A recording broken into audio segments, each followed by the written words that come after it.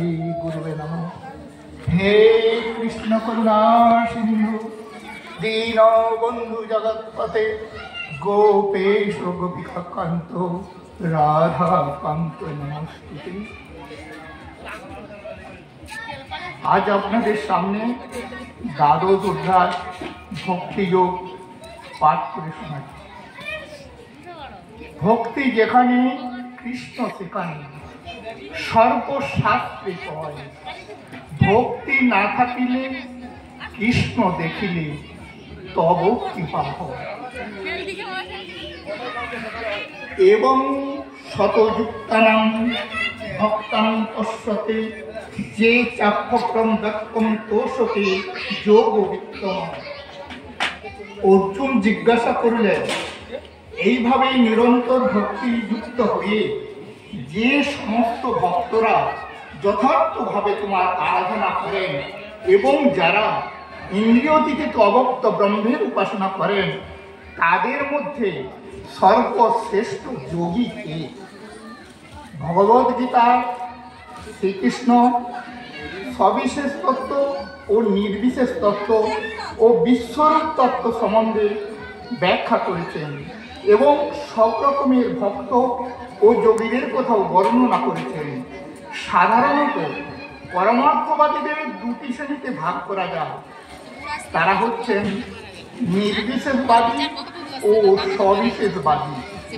সবিশেষবাদী ভক্তরা তাদের সমস্ত শক্তি দিয়ে ভগবানের সেবায় নিযুক্ত হন, আর নির্বিশেষবাদীরা সরাসরিভাবে ভগবান শ্রীকৃষ্ণের সেবায় নিযুক্ত হন না।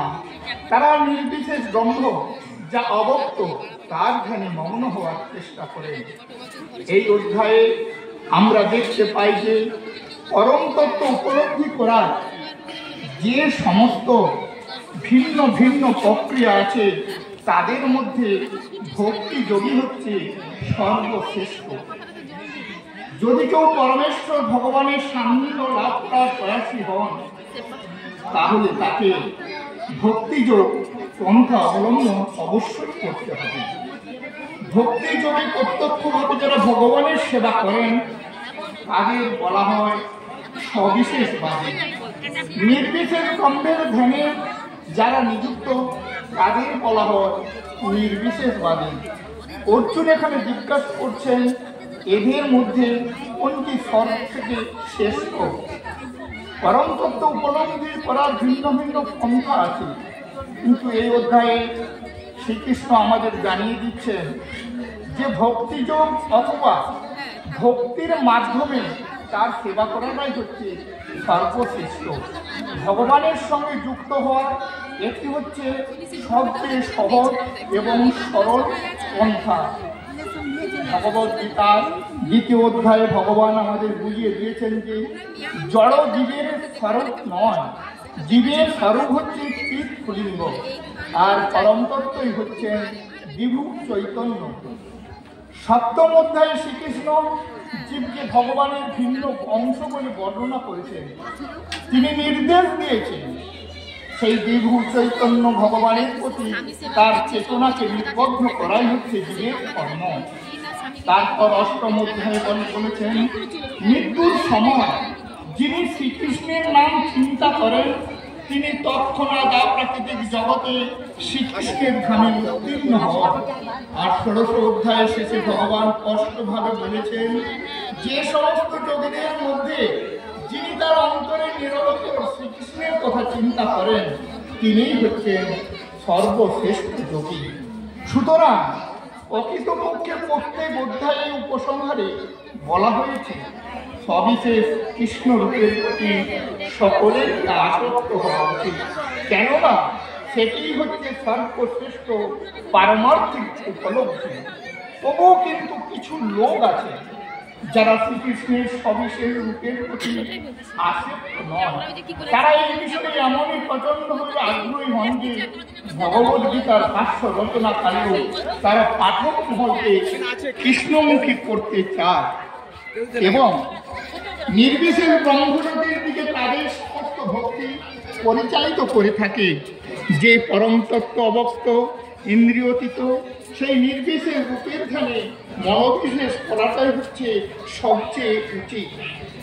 বাস্তবিক পক্ষে পারমার্থিক দুই রকমের হয়ে থাকে। এখন অর্জুন জানতে চাইছেন এই দুই রকমের পারমার্থিক মধ্যে কোনটি সবচেয়ে সরল, কোনটি সবচেয়ে শ্রেষ্ঠ। পক্ষান্তরে বলা যায় তিনি তার নিজের অবস্থা যাচাই করে নিচ্ছেন, কারণ তিনি শ্রীকৃষ্ণের সবিশেষ রূপ প্রতি আসক্ত যুক্ত। নির্বিশেষ রঙের প্রতি তিনি আকৃষ্ট নন। তিনি জানতে চাইছেন যে তার নিজের অবস্থাটা নিরাপদ কিনা। এই জড়জগতেই হোক বা চিৎ জগতেই হোক, ভগবানের নির্বিশেষ প্রকাশ জ্ঞানের একটি সমস্যা স্বরূপ। প্রকৃতপক্ষে এই পরম তত্ত্ব নির্বিশেষ রূপ সম্বন্ধে যথাযথভাবে চিন্তা করতে পারে না। তাই অর্জুন বলতে চাইছেন এইভাবে সময় নষ্ট করে কি লাভ। অর্জুন উপলব্ধি করতে পেরেছিলেন যে শ্রীকৃষ্ণের স্বরূপের প্রতি আসক্ত থাকাটাই হচ্ছে উত্তম, কারণ তা না হলে মানুষে তার সমস্ত রূপ সম্বন্ধে অবগত হওয়া যায় না এবং তাতে কৃষ্ণ প্রেমের কোনো বিঘ্ন ঘটে না।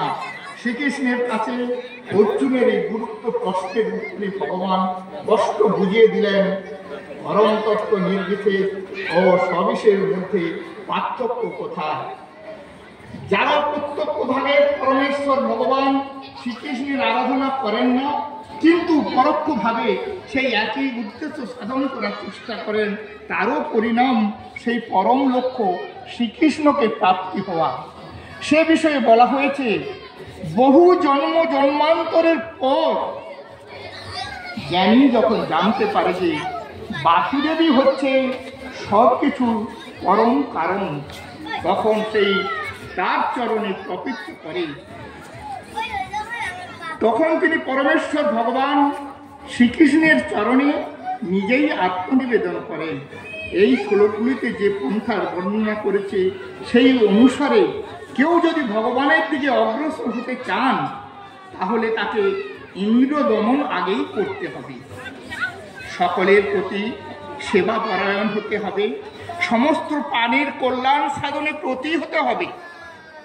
এই শ্লোকে সিদ্ধান্ত হয়েছে যে আমাদের ভগবান শ্রীকৃষ্ণের দিকে অগ্রসর হতে হবে, তা না হলে কখনো পূর্ণ উপলব্ধি করতে পারবে না। প্রায়ই দেখা যায় যে অনেক কেচ্ছা সাধন করার পরেই শ্রীকৃষ্ণের প্রতি তার শরণাগত আসে,